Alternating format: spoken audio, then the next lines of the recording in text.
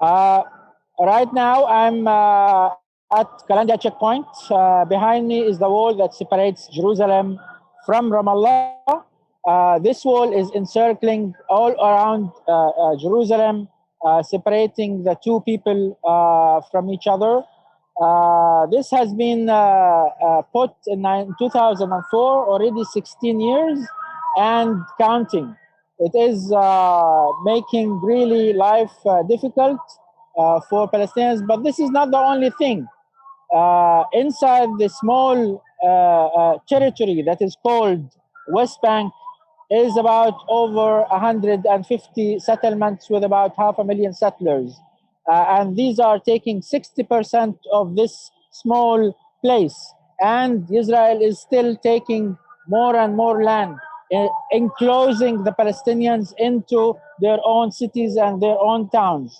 3 million Palestinians in the West Bank, uh, with only 40% of the West Bank, while 500,000 settlers with 60% of the land. So, Bassam, where does that leave Palestinians in terms of hope for some kind of peaceful settlement?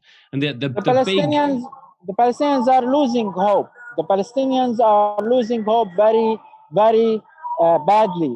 They do not believe anymore in any kind of solution or any kind of a two-state solution to this conflict. When you go out of Ramallah and what you see is more settlements, is more checkpoints, is more Israel is controlling everything. People are really getting very tired and very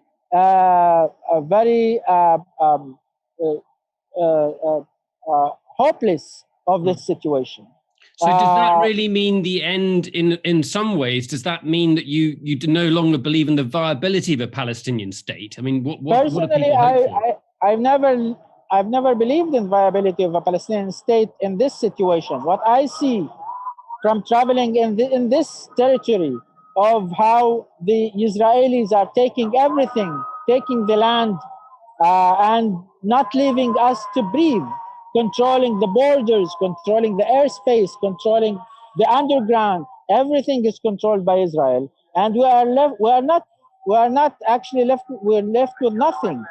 What we are even inside our area A's and B, Israel is also coming and controlling inside, arresting, demolishing, doing whatever. Occupation is at its best in the Palestinian territory. There is no state. There is no authority. Is helpless actually here to do nothing in front of these walls and these checkpoints and these terminals. And look at this. These are Palestinians who are going to Jerusalem and going through this because there are two soldiers just there watching and controlling the movement. No freedom of movement anymore. These Palestinians, refugees here, they cannot go anywhere. We are trapped. This is what people feel, actually. We are trapped in this circle.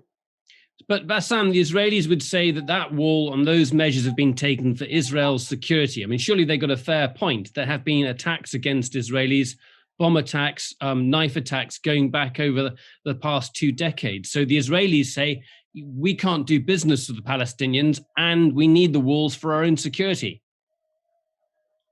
The wall was built 16 years ago. And actually, it did not stop attacks or anything on Israel. What is doing this wall is separating between the Israelis and Palestinians. Only separation, only apartheid. We are in a Bantustan-like place. Outside is a different reality. We are growing apart from each other. This is not a way to do business or peace in this land by separating. Separation is not a solution to this conflict. Is actually more hatred and more conflict, not peace. If you want peace, do not put this. This is what I'm saying.